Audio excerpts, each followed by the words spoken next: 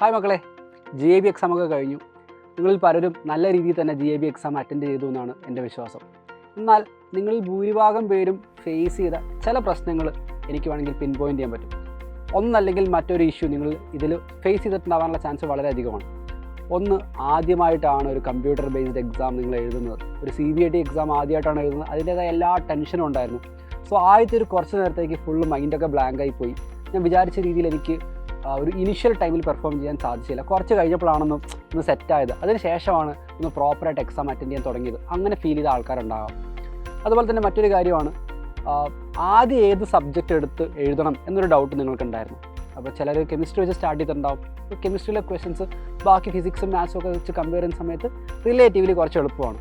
അതുകൊണ്ട് തന്നെ ആദ്യം കെമിസ്ട്രി എടുത്തവർക്ക് കുറച്ചൊരു ഗുഡ് ഫീലിംഗ് ഉണ്ടായിരുന്നിരിക്കാം. പക്ഷേ വേറെ ഏതെങ്കിലും ഒരു സബ്ജക്റ്റാണ് എടുത്തിരുന്നതെങ്കിൽ നിങ്ങൾ വിചാരിച്ച രീതിയിൽ ആദ്യത്തെ ക്വസ്റ്റ്യൻസ് നിങ്ങൾക്ക് അറ്റൻഡ് ചെയ്യാൻ സാധിച്ചിട്ടുണ്ടാവില്ല. അതുപോലെ മറ്റൊരു ഇഷ്യൂ നിങ്ങൾ ഫേസ് ചെയ്തിട്ടുണ്ടാവാൻ സാധ്യതയുള്ള മറ്റൊരു ഇഷ്യൂ ആണ്, നിങ്ങളുടെ പഠിച്ച കാര്യങ്ങളെല്ലാം, അതായത് നിങ്ങൾ എക്സാമിന് കയറുന്നോളം വരെ നിങ്ങൾക്ക് ഈ കാര്യങ്ങളെല്ലാം മനസ്സിലുണ്ടായിരുന്നു. പക്ഷേ എക്സാം ഹാളിലെത്തി ക്വസ്റ്റ്യൻ കണ്ടപ്പോൾ ഇതെല്ലാം മറന്നുപോയി എന്നൊരു ഫീലിംഗ് ചിലപ്പോൾ നിങ്ങൾക്ക് ഉണ്ടാവാം.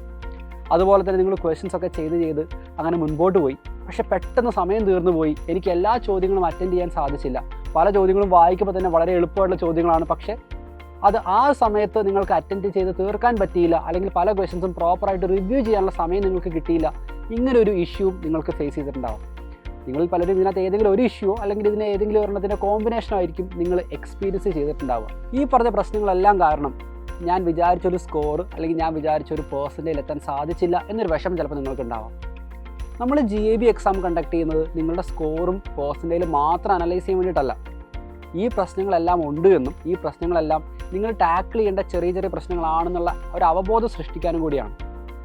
ആക്ച്വൽ JEE എക്സാമിലാണ് ഈ പ്രശ്നങ്ങളൊക്കെ ഉണ്ടായിരുന്നെങ്കിലോ, അതായത് നിങ്ങൾ വിചാരിച്ചൊരു പെർഫോമൻസ് നിങ്ങളുടെ ആക്ച്വൽ JEE എക്സാമിൽ നിങ്ങൾക്ക് കിട്ടിയില്ല എങ്കിലോ, അപ്പോൾ GAB എക്സാം വഴി നമ്മൾ ഉദ്ദേശിക്കുക നമ്മുടെ സ്കോറും പേഴ്സൻറ്റേജിലും നമുക്ക് നോക്കണം.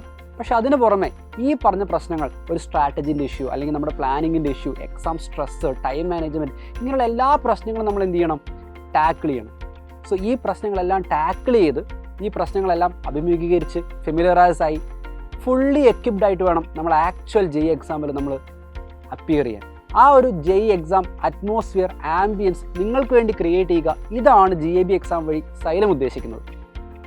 അപ്പോൾ ഇനി അങ്ങോട്ടുള്ള നെക്സ്റ്റ് GAB പ്രിപ്പറേഷൻ എങ്ങനെയായിരിക്കണം? നിങ്ങൾ വേറെ ആരെയും കമ്പയർ ചെയ്യണ്ട, നിങ്ങൾ സ്വയം കമ്പയർ ചെയ്താൽ മതി. ഈ പ്രശ്നങ്ങളെല്ലാം, നിങ്ങളുടെ പ്രശ്നങ്ങൾ എന്താണെന്ന് നിങ്ങൾ ലിസ്റ്റ് ഔട്ട് ചെയ്യുക.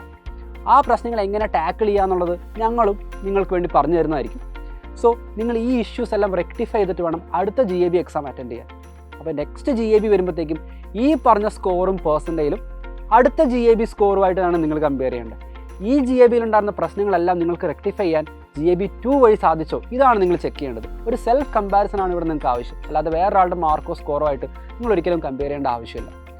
ഈ പ്രശ്നങ്ങൾക്കെല്ലാം ഉള്ള പരിഹാരം നമ്മൾ ഈ ചാനലിൽ കൂടെ തന്നെ നിങ്ങൾക്ക് ഗ്രാജുവലായിട്ട് തന്നുകൊണ്ടേയിരിക്കും. സോ GAB 2, അതായത് GABയുടെ രണ്ടാമത്തെ എക്സാം ഇതിലും ഉഷാറായിട്ട് നമ്മൾ അറ്റൻഡ് ചെയ്യും. Okay, so all the very best. നമുക്ക് ഇനിയും കാണാം.